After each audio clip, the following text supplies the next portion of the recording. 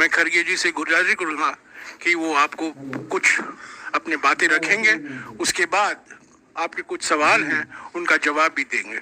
खड़गे जी। सवाल मेरे को, जवाब तुम्हारे।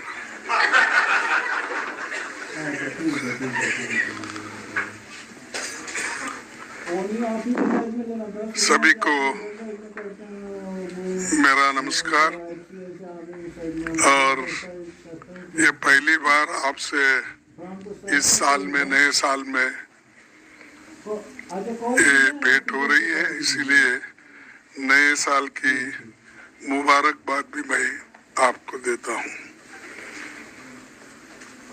दोस्तों, हम एक बहुत बड़ा भारत जोड़ो न्याय यात्रा 14 तारीख को शुरू करने वाले हैं और राहुल गांधी जी के नेतृत्व में ये भारत जोड़ो न्याय यात्रा मणिपुर, इंफाल से शुरू होगी और नागालैंड, आसाम, अरुणाचल प्रदेश होते हुए ये देश के 15 राज्यों से जुड़ जाएगी। ऐसा गुजरते मुंबई तक हम पहुंच जाएंगे। 110 जिलों से होते हुए ये यात्रा 100 लोकसभा सीटें और 337 विधानसभा सीटें कवर करेगी। करीब 6,700 किलोमीटर दूरी तय करके ये यात्रा मुंबई में समाप्त होगी। जयराम रमेश जी ने यात्रा के बारे में विस्तार से हमारे पदाधिकारियों की मीटिंग ली है, सबको ये सारे चीजें बताए हैं, कहाँ किस वक्त हमारे मीटिंग्स होंगे और हम किस किस जगह पब्लिक मीटिंग करेंगे, इसका सारा विवरण वो देंगे। और वो अपने जितने भी स्टेट से गुजरता है उनको भी बुला के उन्होंने मीटिंग ली है। भारत जोड़ो न्याय यात्रा देश के सामाजिक, आर्थिक और राजनीतिक तीनों विषय और देश के बुनियादी मुद्दों पर हम ये यात्रा निकाल रहे हैं। मई महीने से मणिपुर में मणिपुर में दुर्भाग्यपूर्ण घटना घटी और घटती रही, पर रात दिन मोदी जी कभी समंदर में वहां पर जाके या स्विमिंग करने का दिखाते हैं फोटो सेशन, कभी अभी कंस्ट्रक्शन हो रहा है मंदिरों का, वहां पर जाके वहां फोटो निकाल लेते हैं, कभी केरला में निकाल लेते हैं, कभी बंबई में निकाल लेते हैं। हर जगह जाकर नए नए ये अपने वस्त्र पहन के हर जगह से फोटो रोज आप तो देखते रहे होंगे, आप भी तंग आए होंगे, भाई कितने बार इतनी सूरत देखना। फिर भी वो सूरत बताने का वो नहीं छोड़ते और आप लोग उसकी पिक्चर पकड़ना भी नहीं छोड़ते। तो ऐसा आज लोगों को ये हो गया कि भाई क्या है, कोई एक भगवान का दर्शन के जैसा रोज उठते ही उन्हीं का। लेकिन ये महापुरुष मणिपुर क्यों नहीं गए, जहां लोग मर रहे हैं, जहां महिलाओं को रेप किया जा रहा है, जहां लोग ठंडी में वहां उनकी हाल चाल पूछने के लिए वो जा रहे नहीं। क्यों? क्या वो देश का हिस्सा नहीं है? आप लक्षद्वीप में जाके पानी में ठहरते हो, क्या आप मणिपुर जाकर लोगों को समझा नहीं सकते? आप पूरी सत्ता आपके पास है, आप तो यही कहते हैं मेरे को इस भारत देश में मैं अकेला ही ऐसा हूं, मेरे को कोई अपोजिशन भी रोक नहीं सकता। यही उनकी बात है। मैं तो नहीं, पार्लियामेंट में उन्होंने कहा एक मोदी बस सारे अपोजिशन को, उन्होंने ही कहा, मैं नहीं कहा। तो जब एक मोदी ही बस है सबको, तो जाओ भाई मणिपुर में जाकर देखो क्या हाल है, क्यों ऐसा हो रहा है, देश का हिस्सा है वो, और कितने दिन ऐसा ही आप इसको ये करेंगे। इसीलिए जनजागृति करने के लिए ही हमने ये अपना ये निकाल रहे हैं ये यात्रा। जो आपको भी मालूम है कि पहले जो हमारी भारत जोड़ो यात्रा थी तो सारे लोग उसमें आए थे, कन्याकुमारी से कश्मीर तक हुआ, और अब इम्फाल से लेकर बंबई तक होने जा रहा है। तो ये राष्ट्रीय समस्याओं को जो गैर जिम्मेदारी से, असंवेदनशीलता से काम कर रहे हैं, ये ठीक नहीं है। और इंसान भाई कंपैशन तो होता है किसी के पास, लेकिन शायद कंपैशन मणिपुर के बारे में वो दिखाना नहीं चाहते। और राष्ट्रीय चर्चा, संवाद, ये सारे चीजें राहुल जी के यात्रा में होंगे, जैसा पहले भारत जोड़ो यात्रा में हुए थे। ये एक बहुत बड़ा कदम राहुल जी ने उठाया है। पूरी पार्टी उनके साथ इस लड़ाई में खड़ी है। दूसरी चीज, ये हम क्यों जा रहे हैं? लोगों को बताने के लिए कि कोई रास्ता नहीं। हमने पार्लियामेंट में अपनी बात रखने की कोशिश की, पार्लियामेंट में इन मुद्दों को उठाने की कोशिश की, लेकिन वहां पर सरकार ने हमको मौका नहीं दिया।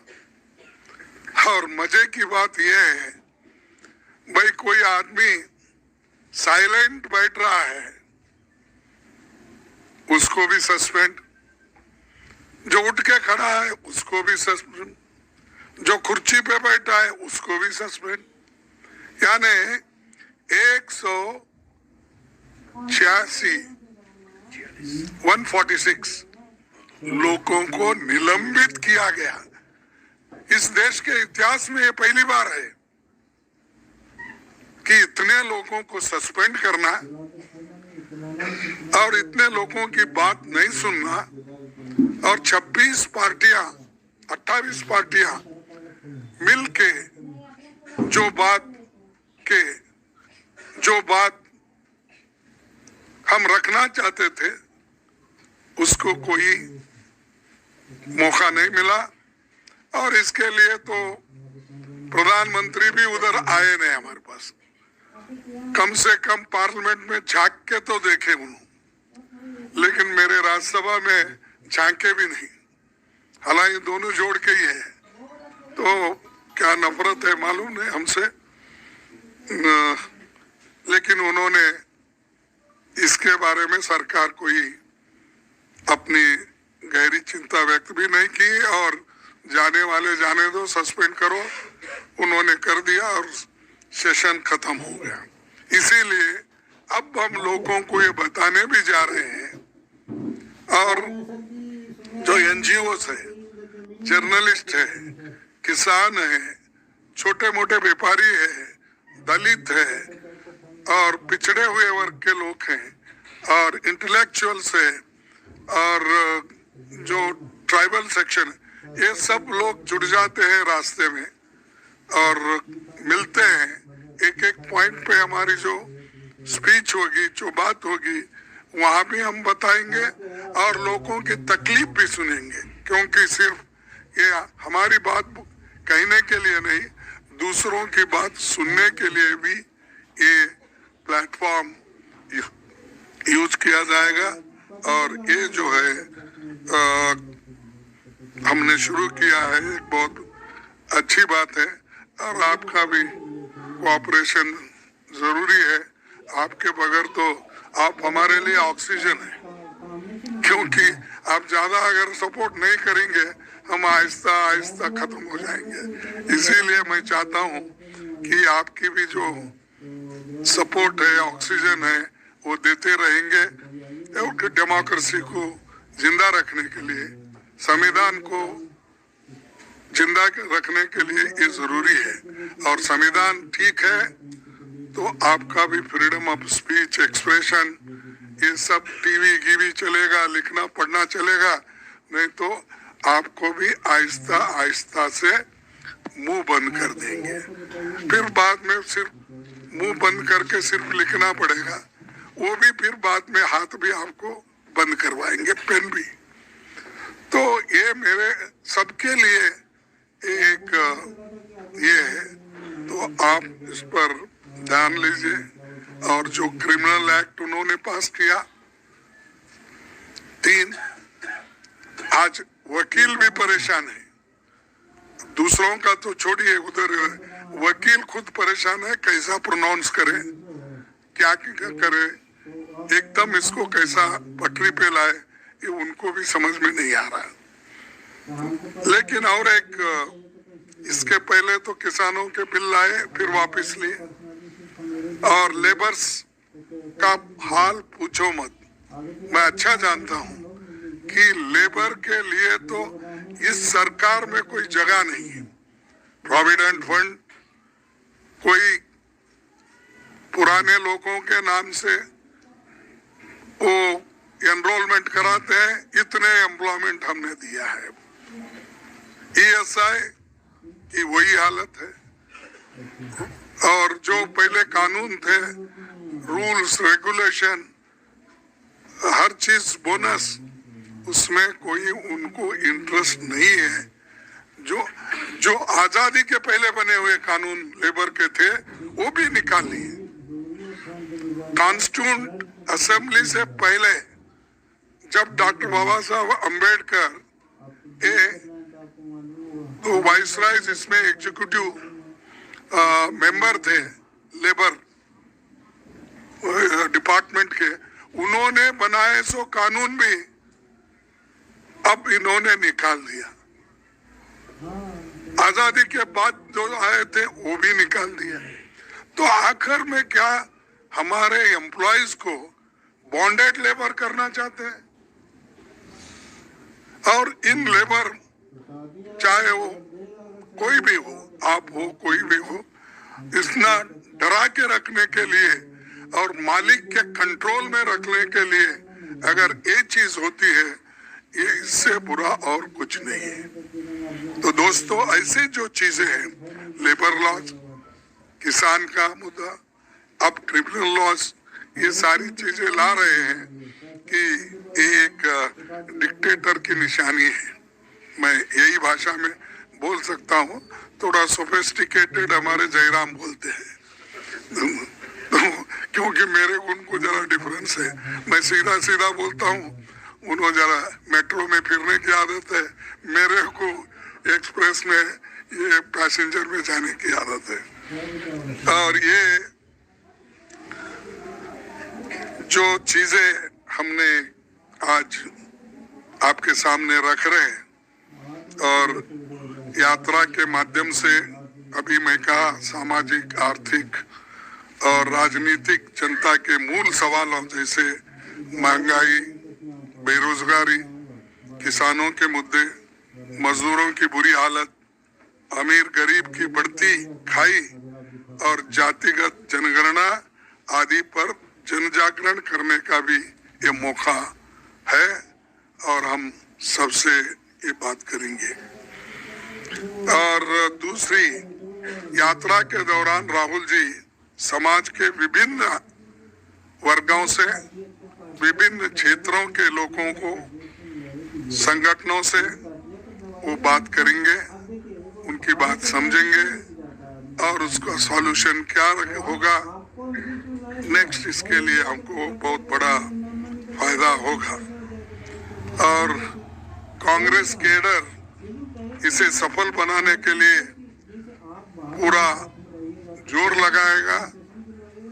हमने इंडिया गठबंधन के नेताओं और साथियों और विभिन्न राज्यों में कांग्रेस पार्टी से संबंधित मित्र दलों, सिविल सोसाइटी के भारत जोड़ो न्याय यात्रा में शामिल होने के लिए आमंत्रित किया है। मोस्टली वो भी ज्वाइन हो जाएंगे और जिस जिस जगह वो उनकी भेंट होगी वहां पर भी बातचीत करेंगे। ये फिर अब मैं आप सबको आमंत्रित करता हूं कि इसमें सभी लोग जुड़ जाए। और एक बात है कि पहले तो हमने कन्याकुमारी से कश्मीर तक सारे यूटी और स्टेट से हमने बहुत तैयारी के साथ करी थी और उसमें बड़ा यश मिला। वैसा ही हम चाहते हैं कि इस अपने यात्रा में भी हमको वही सफलता मिलेगी। और एक मुद्दा है, देखो आज देश में दूसरी चीज भी है, ये तो हमारे कार्यक्रम के साथ साथ आपको दूसरा भी बोलूंगा। खुले आम बीजेपी सरकार ईडी को, सीबीआई को, इनकम टैक्स डिपार्टमेंट को और दूसरे छोटे मोटे एजेंसीज को भी विपक्षी नेताओं के ऊपर और उनके रिलेटिव्स के ऊपर, छोटे मोटे लोग जो पार्टी के होते हैं उनके रिलेटिव्स के ऊपर वो आज हमला कर रहे हैं, डरा रहे हैं और डरा के अपनी बात मनवा रहे हैं। और ये एक बहुत ताज्जुब है कि एक आदमी को आप कलंकित कहते हो, ये ठीक नहीं है। किसी को कांग्रेस वाले को पकड़ लिए, कहाँ कहीं टीएमसी वालों को पकड़ लिए, किसी टीडीपी वालों को पकड़ लिए, किसी आप आदमी किसी को भी पकड़ लो, आप तो उसको किसी न किसी केस में डालते हो।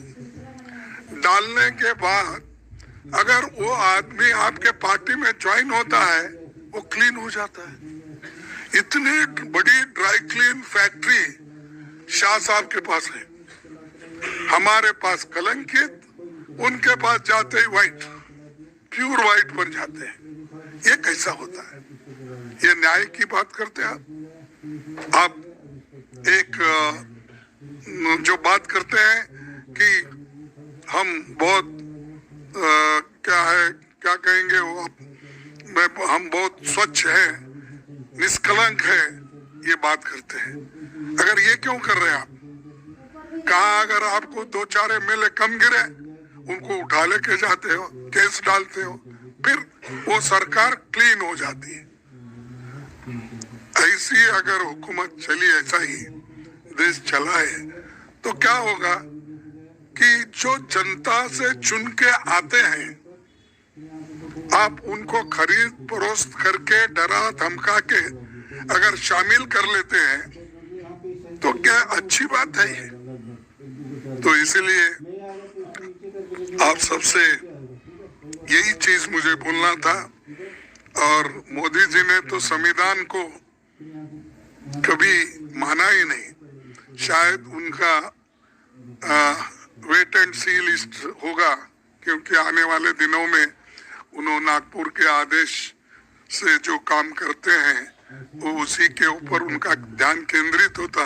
इस संविधान को संविधान नहीं मानते, क्योंकि जो नागपुर का संविधान है उनका उसी को मानते हैं।